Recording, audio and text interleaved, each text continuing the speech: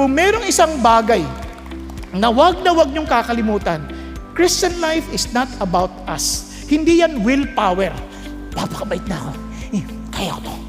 Kaya to. Walang ganun.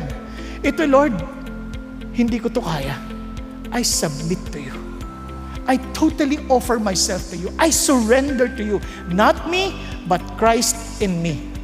At sinasabi ko to sa inyo dahil sa tagal ko ng Christian, nakita ko na to ng maliwanag.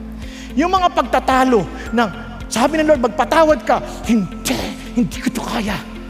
Lord, hindi ko kaya, kaya I surrender. Di ba? Pag sabi ng Lord, ano ka, mag-ehersisyo ka, sahigaan na lang, Lord. Di ba? Pero Lord, not me, but you. Nakuha ninyo? Naintindihan niyo po ibig sabihin? Lahat yun, binibigay natin sa Diyos. Kaya dito natin naintindihan, mag-ano ka, umattend ka ng D-group. Doon pala sa D-group, talo na eh. Ang traffic. Ang dami ko pang gagawin.